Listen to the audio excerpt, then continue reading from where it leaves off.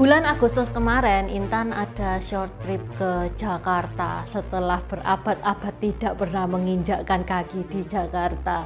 Cuman sebentar kok guys, cuman 3 hari 2 malam. Kalau teman-teman pengen tahu Intan ngapain aja, ini linknya. Di deskripsi juga sudah Intan taruh.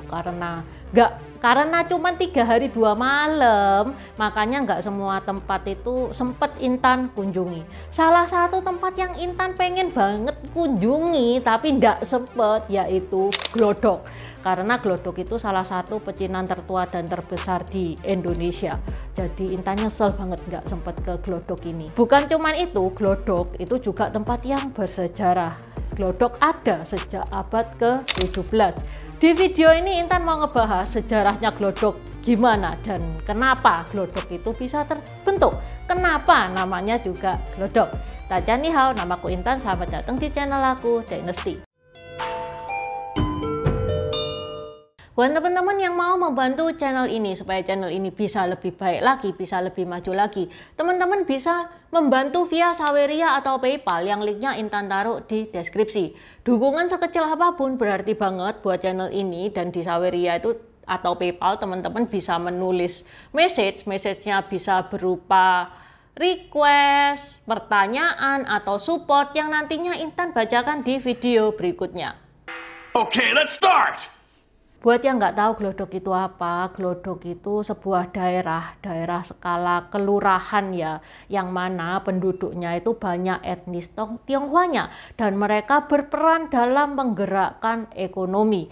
Karena dulunya lebih dari 40% pertukaran uang di Jakarta disumbang oleh Glodok. Glodok itu pusat bisnis, dia itu nggak pernah sepi. Apalagi orang Tionghoa kan juga terkenal ya sebagai jago bisnis. Glodok itu selain pusat bisnis ya, itu juga merupakan kota tua yang banyak menyimpan bangunan peninggalan pemerintah kolonial Belanda. Jadi di Glodok itu ada bangunan-bangunan khas Eropanya juga. Sejarahnya Glodok itu kayak gimana? Glodok itu guys tercipta dari darahnya etnis Tionghoa loh. Jadi setelah peristiwa geger pecinan, buat teman-teman yang pengen tahu geger pecinan itu apa, Intan pernah bahas, ini linknya ya, di deskripsi juga sudah Intan taruh. Setelah peristiwa geger pecinan itu kurang lebih abad ke-17 ya, Belanda itu kayak ngumpulin etnis Tionghoa harus tinggal di daerah tertentu.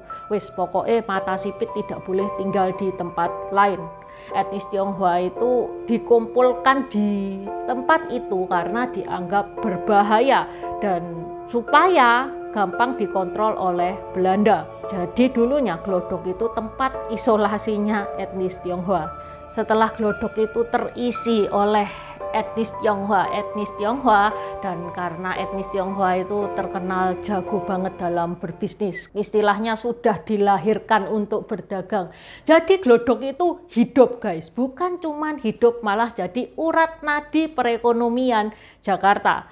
Apalagi kalau khusus kegiatan perdagangan ya, Glodok ini deket sama muara, yang mana muara itu tempat kapal. Zaman dulu kan pakai kapal nih ya kebanyakan. Kapal itu banyak ngebawa barang dagangan di muara tersebut. Efeknya apa? Tentu saja barang-barang yang dijual di Glodok itu harganya lebih murah karena deket sama kapal itu.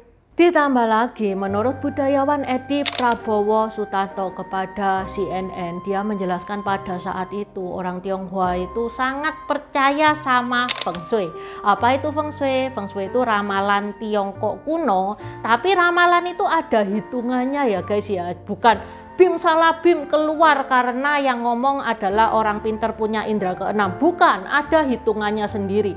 Intan pernah bahas tentang Feng Shui. Kalau teman-teman pengen tahu detail tentang Feng Shui, ini linknya di deskripsi juga sudah Intan taruh. Menurut Feng Shui, tempat yang terbaik untuk usaha itu ada air di depan, gunung di belakang. Nah, Glodok itu juga termasuk salah satu tempat yang baik untuk usaha karena ada muaranya.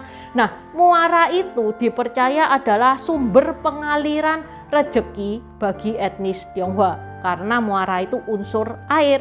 Jadi Glodok yang dulunya itu tempat isolasinya etnis Tionghoa, bahkan sampai ada penjaranya.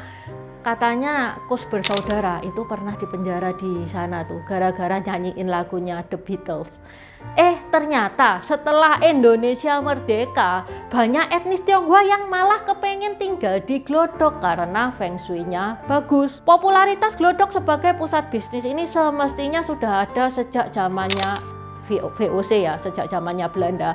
Tapi seiring waktu berganti ya, objek penjualan mereka berbeda-beda, tapi tetap jadi pusat bisnisnya Jakarta. Nama Glodok sendiri, meskipun banyak etnis Tionghoa yang tinggal di sana, nama Glodok itu bukan berasal dari bahasa Mandarin, malah berasal dari bahasa Jawa, yaitu grojok. Soalnya kan deket sama muara tuh ya, muara itu akan airnya bunyinya grojok, grojok, grojok, grojok. Karena etnis Tionghoa itu nggak bisa bilang R, lidahnya itu cuman bisa bilang L, makanya dari grojok jadi glodok. Itu versi yang pertama. Versi yang kedua, karena glodok itu dulu itu tempat menampung hujan, artinya itu tempat menampung hujan atau tempat menampung grojokan air. Itu yang kedua. Yang ketiga, karena ada tokoh masyarakat yang namanya I Gede Glodok. Menurut cerita, I Gede Glodok itu tinggal di kawasan itu setelah nama kawasan itu Glodok itu mulai terkenal. Glodok itu guys, itu bukan cuman tempat perdagangan ya, ada juga bangunan seperti gerejanya itu gereja khas Fujian, vihara, kelenteng yang ikonik banget, yang Tionghoa banget. Sampai Menteri Pariwisata Sandiaga Uno itu mau menjadikan Glodok sebagai salah satu destinasi wisata di Jakarta. Ini Intan setuju banget. Setelah Glodok dijadikan destinasi wisata, pasti Glodok itu tambah rame. Soalnya pasca pandemi ini kasihan banget loh, Glodok itu sepi. Banyak orang-orang yang mager belinya itu online. Kasihan yang sewa toko, sewa tenan di Glodok. Omsetnya merosot, daya beli juga sama online, paling pengaruh online ya. Benarkah Glodok berada di titik nadir? Ya harga mah ditimpa dengan adanya online, ya tambah melempem lagi. Oke, sampai di sini dulu bahasan Intan hari ini. Buat teman-teman yang mau nambah-nambahin, terutama teman-teman Jakarta ya, silakan nambah-nambahin di kolom komentar. Kalau mau diskusi juga boleh, atau mau revisi barangkali Intan ada salah, monggo. Terima kasih sudah menonton. Buat subscriber baru, selamat datang. Terima kasih sudah menonton videonya Intan sampai habis. Intan sarankan buat teman-teman yang baru bergabung untuk nonton videonya Intan tentang pergantian dari dynasty ke dynasty. Ini nih videonya. Di deskripsi juga sudah Intan taruh, karena di video pergantian dynasty itu adalah basic dari semua videonya Intan. Itu yang pertama. Yang kedua, video pergantian dari dynasty ke dynasty ini bakal sangat membantu teman-teman kalau misalkan teman-teman itu nonton film-film Tiongkok yang kuno-kuno itu bakal sangat membantu banget, karena film-film Tiongkok itu nggak menceritakan secara jelas background kayak gimana. Terima kasih udah nonton channel ini sampai habis.